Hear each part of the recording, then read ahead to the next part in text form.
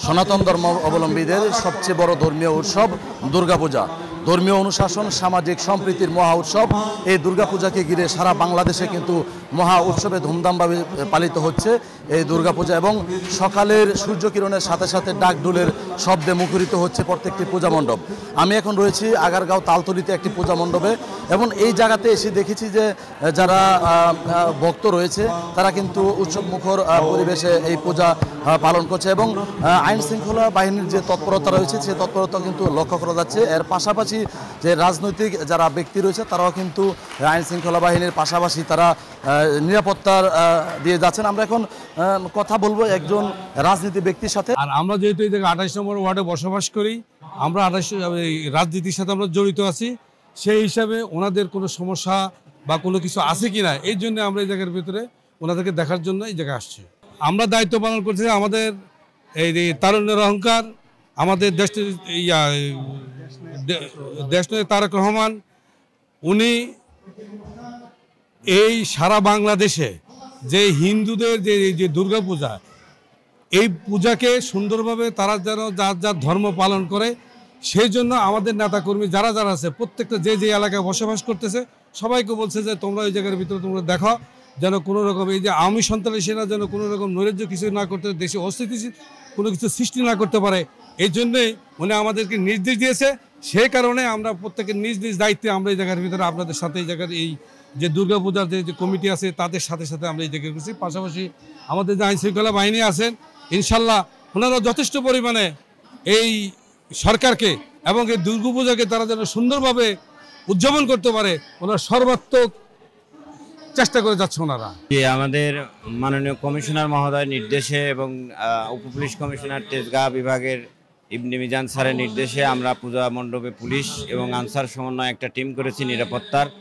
পাশাপাশি আমাদের ঊর্ধ্বতন কর্তৃপক্ষ থেকে আমরা পর্যন্ত নিয়মিত এটা মনিটরিং করতেছি। সাথে সাথে পূজা কমিটির সভাপতি সুশান্ত এবং পরিতোষ দাদা আছে, তাদের কাছ থেকে আমরা সময় সময় পরিস্থিতি জানতেছি এবং কোনো অপ্রীতিকর ঘটনা যেন না ঘটে সেজন্য আমরা কঠোর নিরাপত্তা ব্যবস্থা এখানে রেখেছি এবং সেটা কঠোরভাবে মনিটরিং করা হচ্ছে। এবং এ কয়েকদিনে আমরা যেটা দেখেছি খুব সুন্দরভাবে এই তালতলা মন্দির সহ শেরেবাংলা নগরের যে 5টি পূজা মণ্ডপ আছে সেখানে নিরাপত্তা ব্যবস্থা বিদ্যমান আছে এবং সেটার সুফল হিন্দু সমাজ ভোগ করছে। এই যে দুর্গাপূজা আজকে হচ্ছে তৃতীয় দিন, অষ্টমী, এ পর্যন্ত আপনার কোনো অপ্রীতিকর ঘটনা ঘটেছে কি বা চোখে পড়েছে কি? না, শেরেবাংলা নগর থানাধীন আমার 5টা পূজা মণ্ডপে কোথাও কোনো অপ্রীতিকর ঘটনার সংবাদ আসে নাই এবং কোনো কমিটিও এটা খুঁজে বের করতে পারে নাই এবং তারা সন্তোষ প্রকাশ করছে নিরাপত্তার ব্যাপারে। এবং তাদের হিন্দু ধর্মের যে উৎসবে যে পুলিশ যেই নিরাপত্তা প্রদান করছে এতে একটি পুলিশের সাথে হিন্দু সমাজের একটি সম্প্রীতিও তৈরি হচ্ছে, এটাই তারা বলছে আমাকে। সর্বস্তরের সংগঠনের নেতৃবৃন্দ আমাদেরকে সহযোগিতা করতেছে এবং আমরা এক কথা বলতে পারি যে একটা পিতা সন্তানের যে সম্পর্ক থাকে, যে বটের ছায়ের মতো আমাদের আইন শৃঙ্খলা বাহিনী এবং এলাকার নেতৃবৃন্দ আমাদেরকে মানে বটের ছায়ের মতো রাখছে এবং আমরা এই দুর্গাপূজা আমরা স্বতঃস্ফূর্তভাবে আনন্দ ঘন পরিবেশে আমরা উদযাপন করতেছি।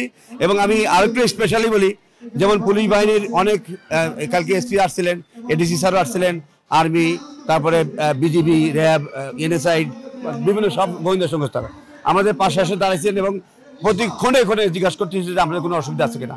আমরা কোনো রকম অসুবিধা ফিল করি নাই এবং আমরা মনের থেকে হার্ট থেকে যেভাবে আনন্দ ফুর্তি আমরা করতেছি পূজা উদযাপনে, এটা আমরা খুবই গর্বিত এবং বর্তমান সরকারের কাছে আমরা খুবই গর্বিত। দেখেন, এটা একটা আনন্দঘন পরিবেশে প্রত্যেকবারই এই দুর্গাপূজা, শারদীয় দুর্গাপূজা এখানে উদযাপন হয়।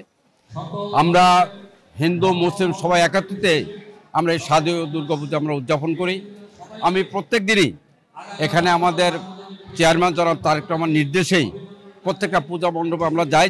এখন আমরা আমাদের কৃষি বিশ্ববিদ্যালয় ওখান থেকে আসলাম, এখানেও আমি 2বার আসছি। আমাদের দাদা উনি এখানকার সুশান্তদার সাথে রেগুলারই আমার যোগাযোগ আছে, প্রত্যেক দিন এখানে ভিজিট করি এবং আমরা এটা খুব আনন্দঘন পরিবেশে আমরা এই জিনিসটাকে উদযাপন করতেছি হিন্দু মুসলিম ভেদাভেদ ভুলে গিয়ে।